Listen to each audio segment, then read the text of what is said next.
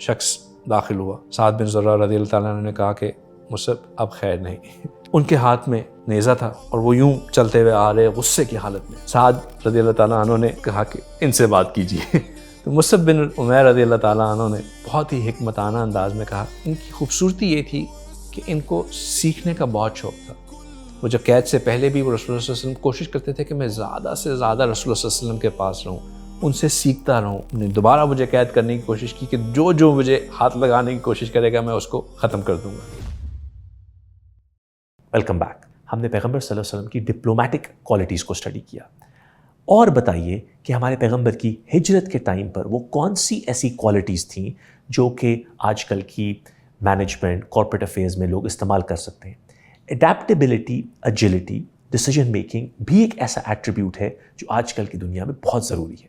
Before we talk about adaptability and agility, آپ نے خود ایک بہت زبردست کوالٹی کے اوپر ٹچ کیا. آئی تھنک پہلے اس کے اوپر بات کر لیتے ہیں, پھر اڈیپٹیبلٹی اینڈ ایجلٹی کے اوپر آتے ہیں. Choosing the right people for the right task. اور اس میں جو ایک اور کوالٹی آپ صلی اللہ علیہ وسلم نے ایگزیبٹ کی وہ تھی ڈیلیگیشن اینڈ امپاورمنٹ کی. آپ صلی اللہ علیہ وسلم نے وقت کی مناسب جو بندہ اس کام کو کرنے کا سب سے بہترین اہل تھا اس کو چوز کیا, اور پھر اس کو وہ ٹاسک ڈیلیگیٹ کیا اور اس کو کمپلیٹلی امپاور کیا. اب ڈیلیگیٹ اور امپاور سے مطلب کیا کہ اس کو بتا دیا کہ یہ تمہارا کام ہے, تم نے اس کو کرنا ہے. اور امپاور کرنے کا مطلب کہ اس کام کو کرنے کے لیے جو کچھ ڈیسیجن میکنگ ہے وہ تم نے کرنی ہے. اصول بتا دیا کہ اصول کیا ہے کہ سب سے پہلے اللہ کے احکامات کو سامنے رکھنا. اگر وہاں نظر نہ آئے تو رسول اللہ صلی اللہ علیہ وسلم کے احکامات کو سامنے رکھنا. اگر ان دونوں میں نظر نہ آئے تو پھر خود اجتہاد کرنا اللہ اور رسول صلی اللہ علیہ وسلم کی بتائی ہوئی تعلیمات کے مطابق. لے آؤٹ فریم ورک دے دیا اور امپاور کر دیا کہ اب آپ نے جا کے اس جو ٹاسک آپ کو دیا ہوا ہے اس کو کرنا ہے. دو ایگزامپلس جو اسٹینڈ آؤٹ کرتی ہیں ہجرت کے پرسپیکٹو سے. ہم نے لاسٹ ٹائم بات کی تھی جعفر بن ابی طالب رضی اللہ تعالیٰ عنہ کی, کہ ان کو امام لیڈر بنایا, امیر بنایا, جو ڈیلیگیشن گئی نجاشی کے پاس. اور آپ نے بہت خوبصورتی سے اس وقت ریکیپ کیا تھا کہ ان کی جو نجاشی کے ساتھ ڈسکشن تھی, جس خوبصورت طریقے سے انہوں نے اسلام کو ریپرزینٹ کیا تھا, جو انہوں نے قرآنی آیات وہاں پہ پڑھی تھیں, جس طرح سے انہوں نے اپنی ڈسکشن کا سٹارٹ کیا تھا, نجاشی کو جس طرح ایڈریس کیا تھا, ان کو ایٹ ایز کیا تھا, وہ ایک ایسا سیمینل مومنٹ تھا کہ اس کے بعد نجاشی نے نہ صرف وہ مسلمانوں کا بہت بڑا سپورٹر بنا بلکہ اپنی وفات سے پہلے خود بھی مسلمان ہو گیا. ایک اور ایگزامپل جو ہجرت کے پرسپیکٹیو سے, کیونکہ ہم ہجرت کی بات کر رہے ہیں, ہمارے سامنے آتی ہے, وہ آتی ہے مصعب بن عمیر رضی اللہ تعالیٰ عنہ کی. مصعب بن عمیر رضی اللہ تعالیٰ جو ہیں وہ نوجوان صحابی تھے. اسلام کے شروع میں جب رسول اللہ صلی اللہ علیہ وسلم نے اسلام کی دعوت دینا شروع کی, اس وقت دارالارقم ایک جگہ ہوتی تھی جہاں پہ صحابہ اکرام جمع ہوا کرتے تھے اور وہاں پہ چھپ کے رسول اللہ صلی اللہ علیہ وسلم تعلیم دیا کرتے تھے. مصعب بن عمیر رضی اللہ تعالیٰ عنہ ایک امیر گھرانے سے تعلق رکھتے تھے. یہ گھرانہ ایسا گھرانہ تھا جہاں پہ مال و دولت کی کوئی کمی نہیں تھی. پولیٹیکلی بھی وہ بہت ساؤنڈ تھے. کعبے کی چابیاں اس خاندان کے اندر ہوا کرتی تھیں. ان کی جو والدہ گرامی تھیں وہ اس خاندان کی سب سے زیادہ پاورفل فگر تھیں. وہ ڈیسیجن میکر بھی تھیں اور سب سے زیادہ سخت بھی تھیں. مصعب بن عمیر رسول اللہ صلی اللہ علیہ وسلم کے اس میسج سے بڑے انسپائر ہوئے اور انہوں نے جا کے رسول اللہ صلی اللہ علیہ وسلم کے ساتھ تعلیمات حاصل کرنا شروع کی اور بہت جلد کنونس ہو گئے اسلام ہی حق ہے اور اسلام قبول کر لیا. لیکن ان کو پتہ تھا کہ میں اگر اپنی والدہ کو یہ بتا دوں کہ میں نے اسلام قبول کر دیا ہے تو میری خیر نہیں. تو انہوں نے اپنے اسلام کو چھپا کے رکھا. کچھ عرصہ یوں ہی چلتا رہا, لیکن اس وقت کا ماحول ایسا تھا کہ قریش ہر ایک کے اوپر نظر رکھ رہے تھے کہ کون کیسے کر رہا ہے.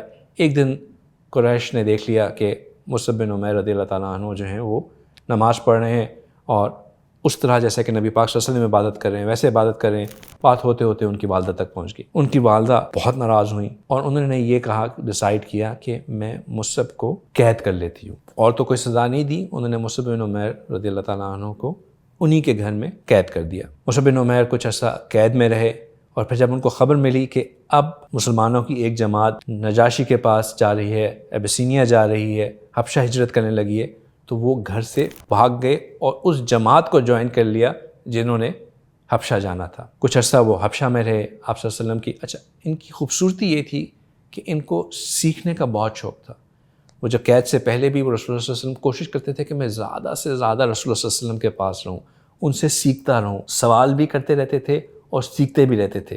نہ صرف سیکھتے تھے, جو سیکھتے تھے اس کو فوراً اپنے اندر لے کے بھی آتے تھے, اپنے علم کو علم النافع بناتے تھے. جب وہ حبشہ میں تھے, آپ صلی اللہ علیہ وسلم تو نہیں تھے وہاں پہ, لیکن وہ جانتے تھے کہ یہاں پہ بھی سینئر صحابہ ہیں, عثمان رضی اللہ تعالیٰ عنہ ہیں, جعفر بن ابی طالب رضی اللہ تعالیٰ عنہ ہیں. ان صحابہ اکرام رضی اللہ تعالیٰ عنہ کے ساتھ وہ جڑ کے رہتے, ان سے سیکھتے رہتے, ان کو آبزرو کرتے رہتے, ان کی کوالٹیز کو ایمیولیٹ کرنے کی کوشش کرتے رہتے. زیادہ عرصہ ان سے آپ صلی اللہ علیہ وسلم سے دور رہا نہیں گیا, واپس آ گئے. اور واپس آ کے انہوں نے اپنی والدہ کو کنفرنٹ کیا کہ اب آپ نے دوبارہ مجھے قید کرنے کی کوشش کی کہ جو مجھے ہاتھ لگانے کی کوشش کرے گا میں اس کو ختم کر دوں گا. والدہ سمجھ گئیں کہ اب مصعب وہ پہلے والا مصعب نہیں رہا, he is determined, he knows what he wants. تو والدہ نے ان کو آگ کر دیا.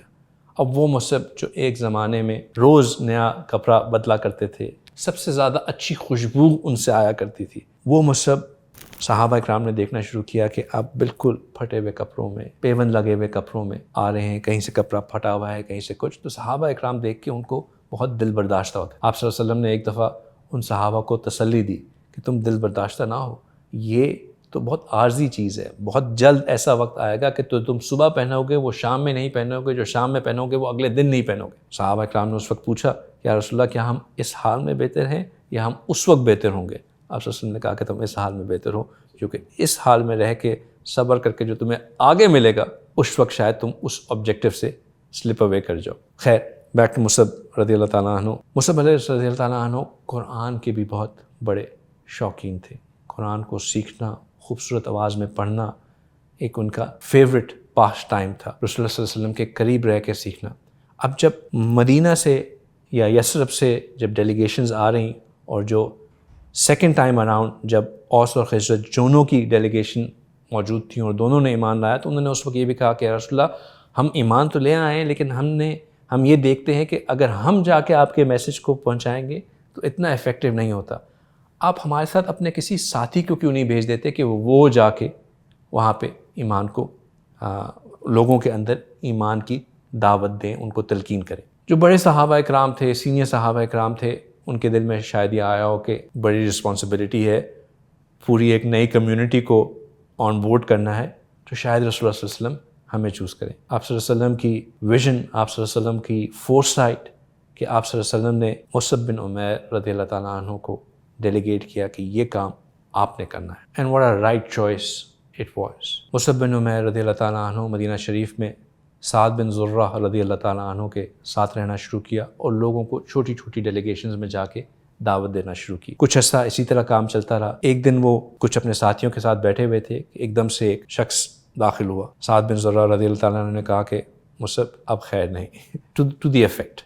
انہوں نے کچھ ایسے الفاظ کہے کہ اب خیر نہیں, یہ جو آ رہا ہے یہ بہت سخت انسان ہے. وہ جو تشریف لا رہے تھے وہ تھے اسید بن خدری رضی اللہ تعالیٰ عنہ, جنہوں نے ان کے ہاتھ میں نیزہ تھا, اور وہ یوں چلتے ہوئے آ رہے غصے کی حالت میں. پوچھا کہ تم لوگ یہ کیا کر رہے ہو, ہمارے لوگوں کو بہکار رہے ہو, ہماری فیملی ٹائز کو بریک کر رہے ہو, یہ تم کس کام پہ لگ گئے ہو؟ سعد رضی اللہ تعالیٰ عنہ نے کہا کہ ان سے بات کیجیے. تو مصعب بن عمیر رضی اللہ تعالیٰ عنہ نے بہت ہی حکمتانہ انداز میں کہا کہ آپ تشریف رکھیے, سے میری بات سن لیجیے. اگر آپ کو میری بات پسند آ گئی تو بہت اچھا, اگر نہیں آئی تو میں یہاں سے چلا جاؤں گا. یہ وہ آرٹ آف ڈیلنگ تھی, آرٹ آف ڈپلومیسی تھی, لیڈرشپ کوالٹیز تھیں جو کہ رسول اللہ صلی اللہ علیہ وسلم سے انہوں نے سیکھی تھی کہ مختلف مشکل سچویشن کو ڈیل کس طرح کرنا ہے, ٹف سچویشن میں کس طرح اپنا کریکٹر مینٹین رکھنا ہے, کس طرح جو ہے وہ پینک نہیں ہونا ہے, کس طرح جو ہے وہ اپنے مشن کے اوپر بلیو کرتے ہوئے وہی کانفیڈنس جو ہے آگے کنوے کرنا ہے. خیر, وہ بیٹھ گئے, بات سننا شروع کی. مصعب رضی اللہ تعالیٰ عنہ نے قرآن کی تلاوت کی, اسلام کے بارے میں بات کی, اور جیسے جیسے وہ قرآن کی تلاوت کر رہے ان کا چہرہ بدلنا شروع ہوا. اسید رضی اللہ تعالیٰ عنہ جو ایک غصے کی حالت میں آئے تھے, اب وہ اس غصے کی حالت میں نہیں, ان کے چہرے پہ ایک خوشی آنا شروع ہوئی کہ میں جو بات سن رہا ہوں یہ واقعی کوئی بہت خوبصورت اور اعلیٰ بات ہے. انہوں نے فوراً کہا مجھے یہ بتائیں کہ میں how do I get what you have, میں کیا کروں جس سے مجھے بھی وہی مل جائے جو آپ کے پاس ہے, میں how do I join your group. تو انہوں نے کہا کہ آپ جائیں, غسل لیں, صاف کپڑے پہن کے آئیں, میرے پاس واپس آئیں, میں آپ کو شہادت کے کلمات پڑھاتا ہوں, آپ مسلمان ہو جائیں گے. وہ فوراً گئے, اتنی جلدی میں واپس آئے کہ ابھی ان کے بال بھی خشک نہیں ہوئے تھے. انہوں نے آ کے شہادت کے کلمات پڑھے اور کہا کہ دیکھو مصعب، اگر تم چاہتے ہو تمہارا کام آگے بڑھے تو ایک اور شخص ہے، اس کے پاس آ جاؤ. وہ تھے سعد ابن معاذ رضی اللہ تعالیٰ عنہ. Saad ibn Muadh, young man 31 but a leader of his clan. Saad bin Muadh رضی اللہ تعالیٰ عنہ کے پاس گئے. انہوں نے ان کو بھی اسی طرح کہا کہ دیکھیں میں صرف ایک بات کرنے آیا ہوں، آپ کو کنونس کروں گا، اگر آپ کو میری بات سمجھ میں آتی ہے آپ مان لیجئے گا ورنہ میں چلا جاؤں گا. Same process. سعد رضی اللہ تعالیٰ عنہ نے بھی بات سنی اور فوراً اسلام قبول کر لیا. سعد رضی اللہ تعالیٰ عنہ نے کہا یہ سعد ابن معاذ رضی اللہ تعالیٰ عنہ ہے. انہوں نے کہا ایک اور شخص ہے، اگر تم ان کے پاس لے جاؤ تو وہ تمہارے لیے سارے دروازے کھول دیں گے. وہ کون تھے؟ وہ تھے سعد ابن عبیدہ رضی اللہ تعالیٰ عنہ. وہاں جا کے سیم تھنگ. اب جب سعد ابن عبیدہ رضی اللہ تعالیٰ عنہ بھی اسلام لے آئے تو پھر ان کے نیچے جتنے بھی لوگ تھے وہ سب کے سب اسلام میں آ گئے. یہی وجہ بنی کہ مصعب ابن عمیر رضی اللہ تعالیٰ عنہ جو کہ 8 یا 12 ساتھیوں کے ساتھ مدینہ شریف گئے تھے، اگلے سال جب حج پہ آئے تو اپنے ساتھ ایک بڑی ڈیلیگیشن 80 مرد، عورتیں، بچے اپنے ساتھ لے کے آئے. عمر ہم بات کر رہے ہیں رسول اللہ صلی اللہ علیہ وسلم کی لیڈرشپ کی، بٹ لیڈرشپ کی ایک کوالٹی ہوتی ہے ٹو کریٹ لیڈرز. یہ ان کی اس کوالٹی کی ریفلیکشن ہے کہ انہوں نے مصعب بن عمیر رضی اللہ تعالیٰ عنہ میں ایک ایسا لیڈر کریٹ کیا، ایک ایسے انسان تیار کیا جس نے ایک نئی انوائرمنٹ میں جا کے through his good character, through his uprightness, through his good moral conduct and of course the profound message that he had, اس کے ذریعے وہاں کے لوگوں کو فرام 0 to 100% کنورژن کر دی. ہمیں اس سیریز میں بہت ساری ایسی ایگزامپلز دیکھنے کو مل رہی ہیں جن کے ساتھ ایک انسان نے بہت سارے لوگوں کا دل بدل دیا. ان کو کیسا بلیف ہوگا اپنے اوپر، اپنے میسج کے اوپر اور اپنے لیڈر کے اوپر کہ وہ اتنے کانفیڈنس اور پازیٹیوٹی، آپٹمزم کے ساتھ یہ میسج پھیلا رہے تھے. ہمارے پیغمبر صلی اللہ علیہ وسلم نے ایسے بہت سارے لیڈرز کریٹ کیے. سو ڈیلیگیشن اور امپاورمنٹ یعنی choosing the right person for the right job, کسی ایسے بندے کو سلیکٹ کرنا جس کو وہ سکلز بھی آتی ہوں اور وہ ایمیولیشن یعنی اسی طرح اپنے آپ کو اس معاملے میں ڈھانپ بھی لیں، یہ بہت کرٹیکل ایٹریبیوٹس ہیں. ہماری ڈے ٹو ڈے لائف میں، مینجمنٹ میں، بزنس میں یہ وہی کوالٹیز اور ایٹریبیوٹس ہیں جن کے ساتھ ہم اپنے بزنس کو بھی سکسیزفل کر سکتے ہیں اور جیسے کہ ہم نے پہلے ذکر کیا اپنی زندگی میں اور اپنی آخرت میں برکت بھی لا سکتے ہیں.